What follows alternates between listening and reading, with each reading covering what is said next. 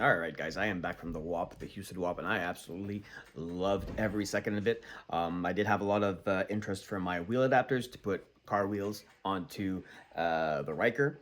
So I had all of these footage already recorded. I just had never had the chance or I didn't feel like it, gotta be completely honest, to go through all of it, edit it, and make it into a YouTube video, but took the time now. So here we go. We got, first of all, explaining the adapters. Then we have offsets versus width that are supported. Then we have the install. And then at the very end, I decided to put it there. You have the theory of how to calculate your offset if you're not sure. Everything is there, but it is like nitty gritty. It's basically math. So it's long and it's boring.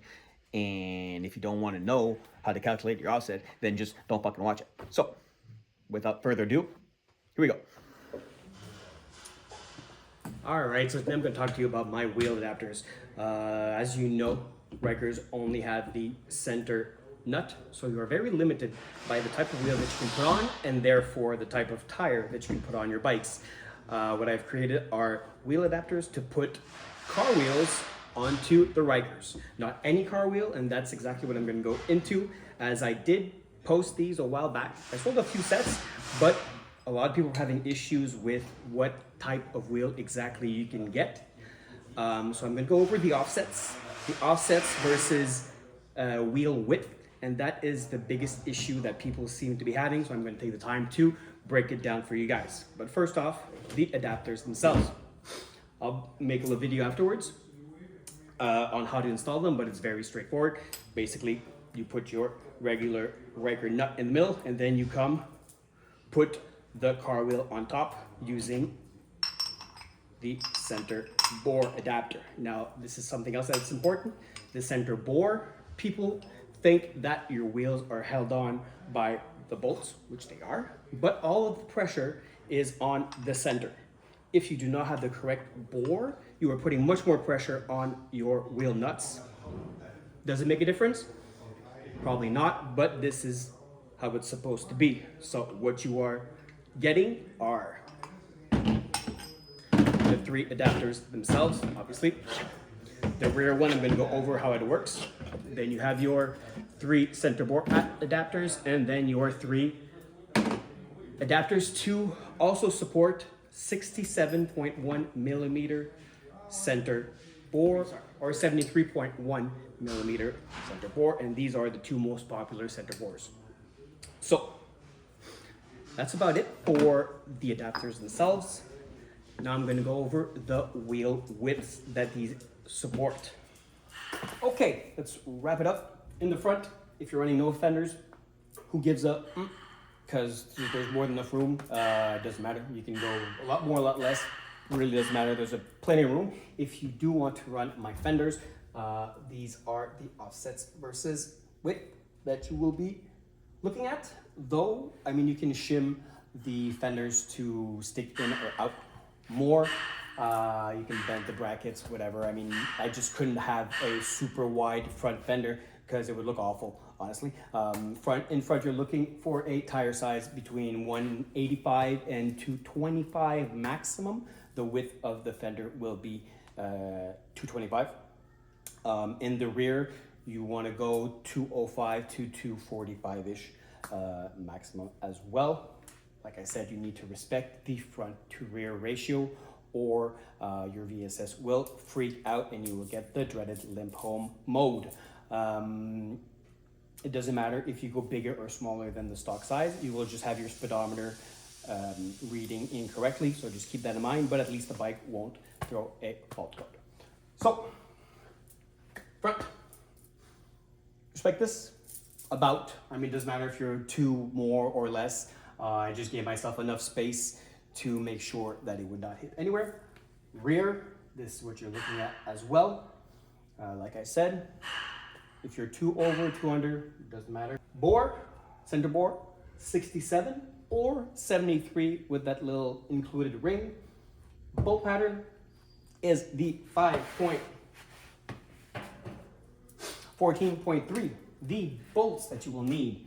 studs are studs. That you will be the M12 by 1.5 with a shank length of 35 or 40 millimeter. You can go to your BMW dealership. They will have these in stock, or you just get them online, Amazon, whatever. Stud, pattern, bore. Okay, I'm good. So yeah, apart from that, like I said, I will be running a pre-order on those wheel nuts. They are 3 times stronger than your stock nuts. If I have 10 pre-orders within the next 2 months, I will order them. If not, I will simply refund everyone and I will have them in stock sometime during the spring. All right, to begin with, obviously we'll need to take your stock fender off, as you will be going much wider than the stock fenders will allow. That means you need to relocate your flashers. Either you get these flashers, these headlights with the flashers integrated already in them, or you put LED strip wherever the hell you want. I do have a widened fender fiberglass option coming soon. I will be putting that in the pre-order if people are interested. I'm gonna grab one right now. So these are the fenders. They have the stock shape.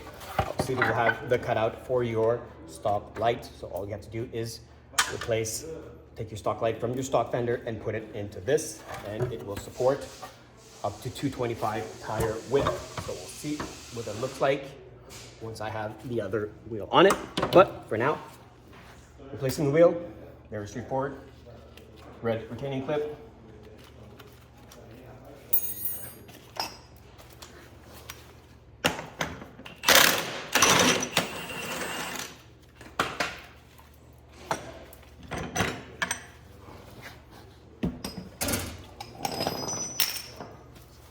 Adapter, front adapter with the dowels for the brake.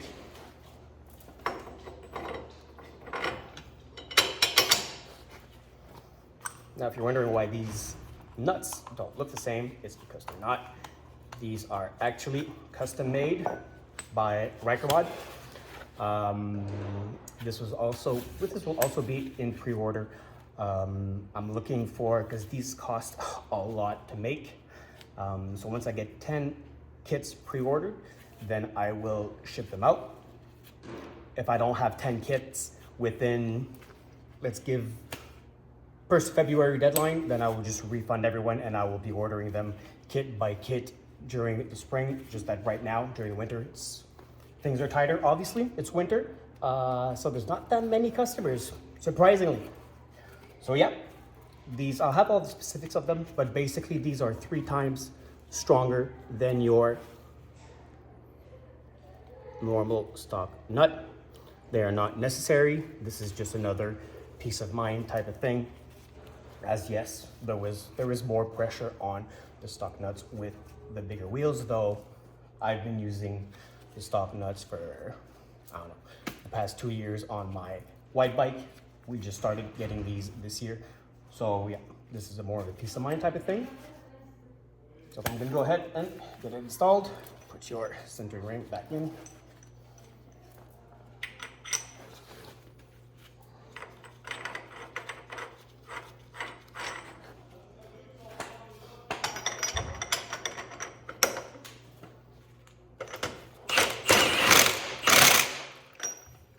Now, if you want to be a stickler, the torque for this is 230 pound-feet torque, but I'm going to tell you the truth. This can be torqued at 100 or 300 or 500. If you do not have this clip, you will be losing a wheel. This is because this uses a taper system. So every time you come to a stop, the click click of the wheel makes the nut unscrew a little bit, and you will eventually lose it, 100% guaranteed. So don't forget to put this back.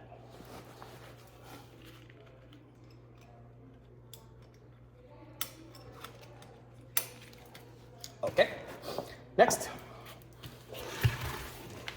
you need to check the bore of your wheel. When you ordered your wheels, this is something you have to check beforehand. if it's 67.1 or 73.1, depending on what you took, you will either be using only the normal center ring, or you will be adding the adapter. As these are 73mm center bore, I will be using the adapter. All right, wheel bolts. M12 by 1.5 with a 35 or 40mm shank. These are nuts or bolts, sorry, used by most German automobiles, BMW, whatever. You can find them on Amazon. I'll probably be carrying some eventually, but for now I don't. So yep. Torque for this, same as a car wheel, 90, 100 pounds-feet of torque. That's a safe range.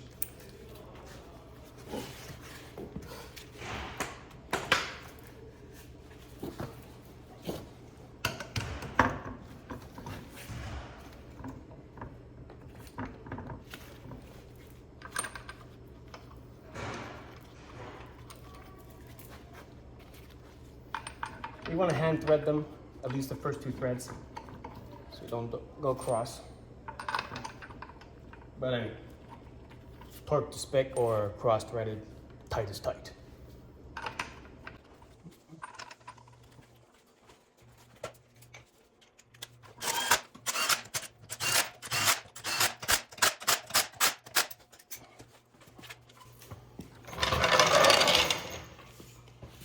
So that is about it for the front wheels.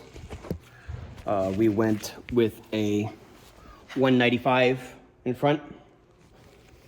When choosing your wheels, your tire width, what's important is to absolutely respect the front to rear tire ratio. It doesn't matter if you go a little bigger, a little bit smaller, it'll just make it that your speedometer will be off, but you must have the same ratio or else your VSS is gonna freak out.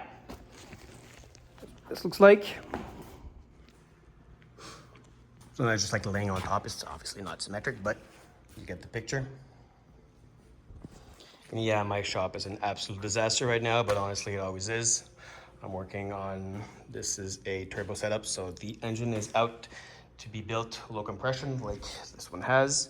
This is a high compression NA setup. I'm going to be putting 12.5 compression pistons in this one. We're going to see how much juice we can get out of a NA Ryker. This is my white bike. You see this one pretty much everywhere.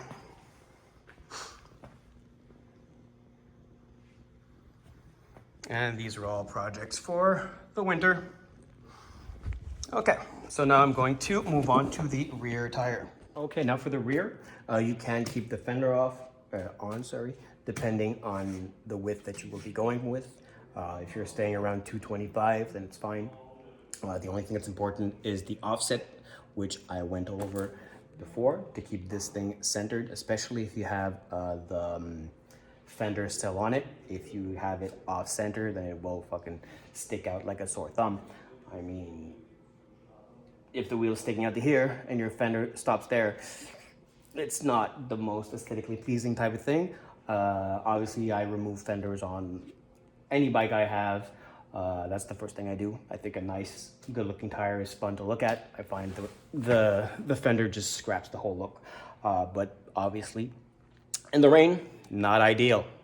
So that's really up to you guys. And the rear adapter also has that extra shim to be more permissive on the type of wheel that you can put back there. So you're gonna start by removing your 2 15mm nuts to release the brake. And then the front is the same as the front. You just remove your center clip and your wheel nut. All right, so now that we have the wheel off, for the rear, it is a little bit different because you will need to remove the rotor from your stock wheel. These are 13mm bolts.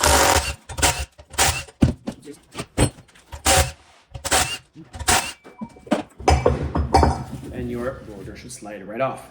Now you're going to take your rear adapter and align the holes and put the bolts back on.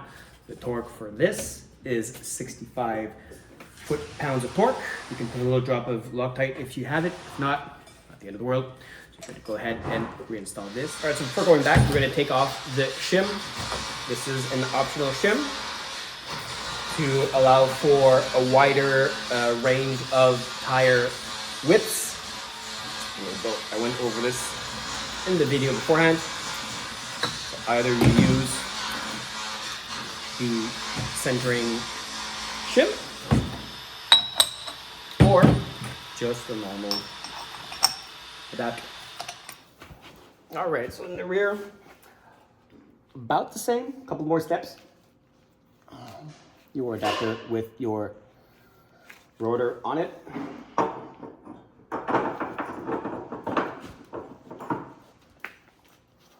Your centering taper. The wheel nut.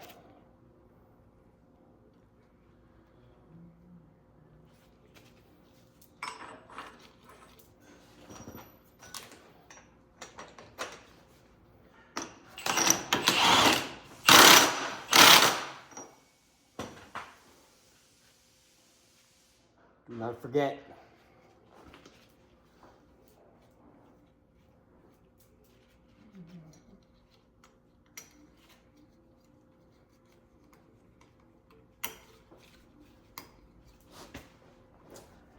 Now, since with this, with the adapters, you cannot see the clip. So if it ever pops off, it shouldn't.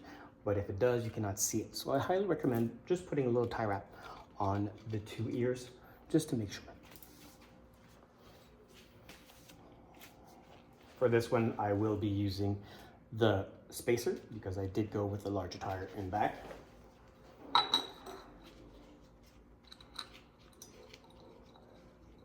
This is a Allen 1/8 or Torx 25 if you don't find your Allen 1/8. If you're like me, well, you only have one of them, and it's somewhere. So Torx 25 does the job. Don't over torque this. It's only to center it. There's no pressure on this bolt. Just almost hand tight is fine. Same deal here. This is a 73 bore, so I am putting the extra ring.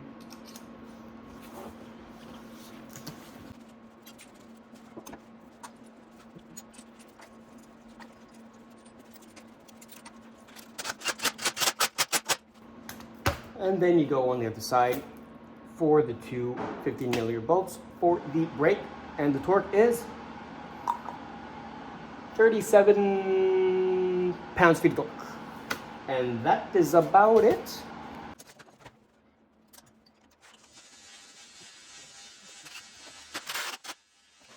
That is about it.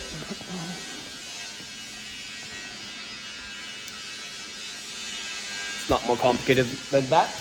So I hope this helped. If you still have any questions on offsets and everything, if it wasn't clear or whatever, just try and get me by Instagram, DaveMarshall_AHP, or at HOC Performance on Facebook, though I'm not as active on that one. All right, a little side note as well. The wheel nuts, I will have them as a separate item on the website because, as we know, the stock wheel nuts are prone to crack. Even after the recall, some of these are still cracking. So if you want peace of mind, go ahead and pre-order them.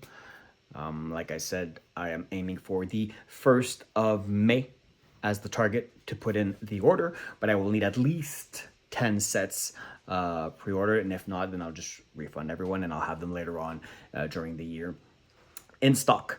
So yeah, as we know, those nuts, they crack. You don't want them to crack. You want peace of mind. Well, order these. They're expensive. Yes, of course. Everything of quality is expensive. So that being said, it is in Canadian money. So be wary of the cost. It's basically, I don't know, 80% of it right now. I don't know. Maybe 360's got to be around 280, I'd say, 300. So keep that in mind. All right, so that is it for the main part. I actually only have like 10 kits left, and it's not the type of thing that I will be keeping in stock, as they cost a lot to manufacture. So hurry up if you want some, because after these 10, either I'm gonna run another pre-order, or I'll have them in stock, but like mid-summer at the earliest. If there's a lot of interest, I will have a pre-order to get them faster. But if not, I only have like 10 kits left, like I said. So hurry up. Now it's going to be the boring part: how to calculate your offset. Not everyone's going to understand it, obviously. I hope I'm going to help some people understand it. If not, well, I tried my best. All right, so understanding wheel offset and width. This is something that sucks. This is theory. If you sucked at school, especially in math, well, this is going to be just as bad. If you don't understand it, it'd be cool if you did, but if you don't, it's all right. Just read all the supported wheel widths and offsets. It's just that if you want to go into the nitty gritty of it, if you have a weird one or you're not sure, at least you can confirm that it will fit before ordering it. So yeah, I made the adapters with the shim with the starting wheel of 7.5 inches and the offset of plus 38. Now most wheels, most sport wheels will be between plus 32 and plus 44 of offset. So I went with this one. It's like global middle if we want. Now what gets a little bit more complicated if you want to go narrower or wider, and how this affects offset versus how much room you have with your trail arm. Like your wheel is like this. Okay, my lips are like, oh, let's try this again.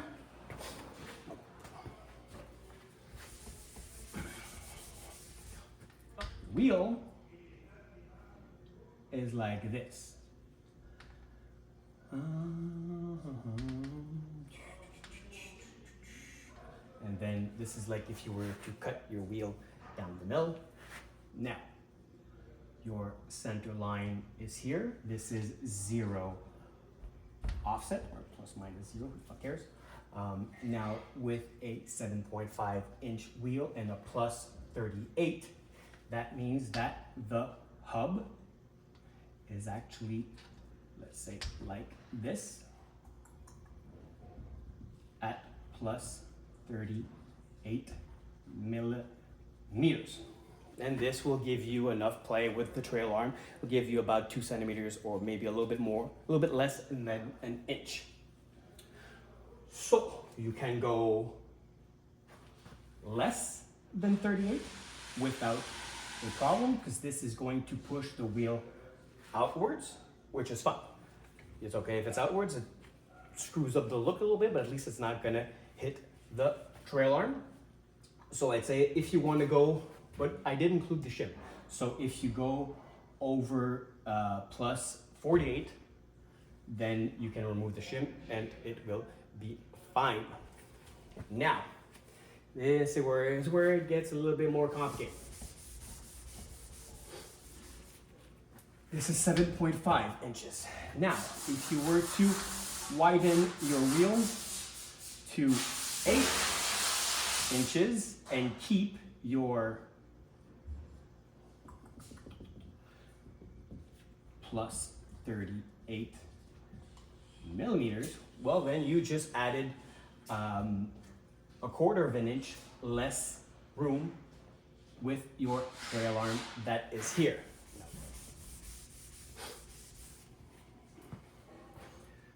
So, trail arm, trailer, wheel, wheel, 8 incher, 7.5 incher. .38 offset.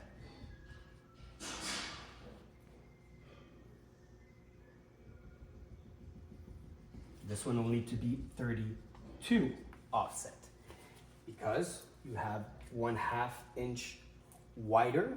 So you have 1/4 of an inch sticking out more that way and that way from your hub. So basically you have 6 millimeters less space between your wheel or tire, whatever, and your trail arm. So you need to kick that offset inwards to bring the wheel outwards. I hope you understand.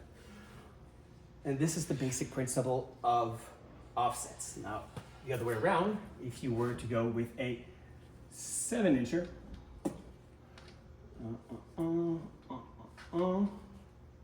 7 inches means that you have 1/4 of an inch versus your 7.5 less width. So you have a 6 millimeter more space between the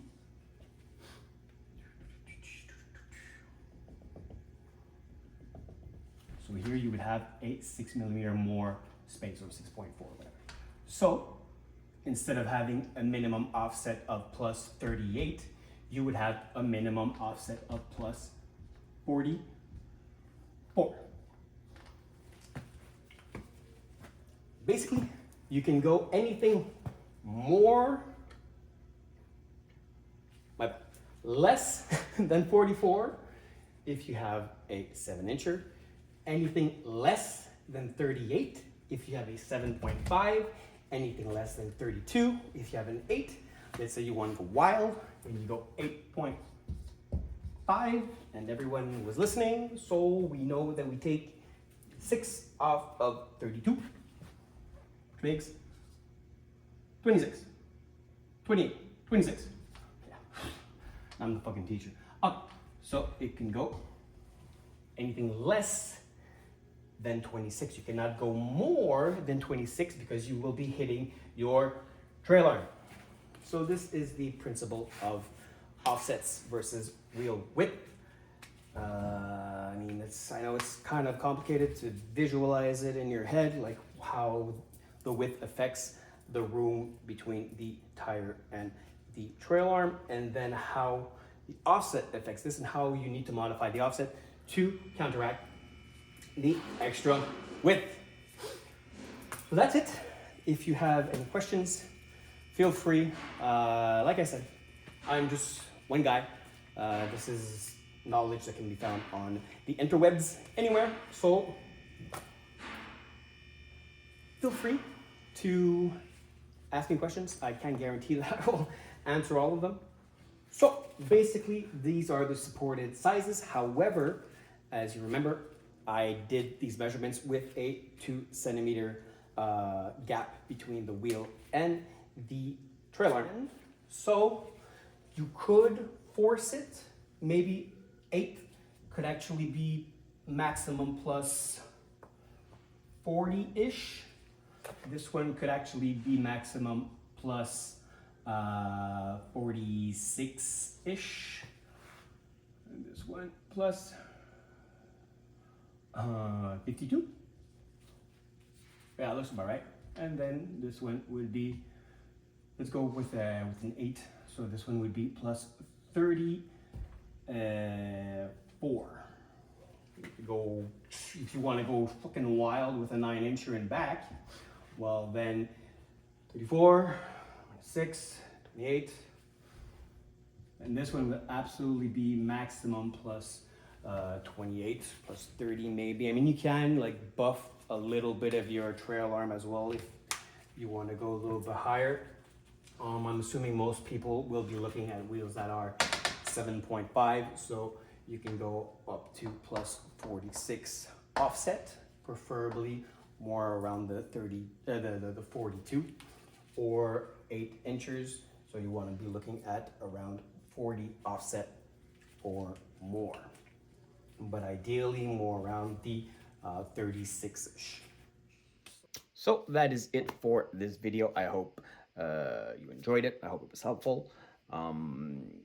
Yeah, I'm gonna try to make more of these videos, obviously, for more of my products, instead of just like putting them up for sale and not really explaining them. The thing is, like, doing this type of video obviously is very, very, very time consuming. Like, shooting the video, no problem. Editing it, blah, that's long and fucking boring. So yeah, thank you for watching.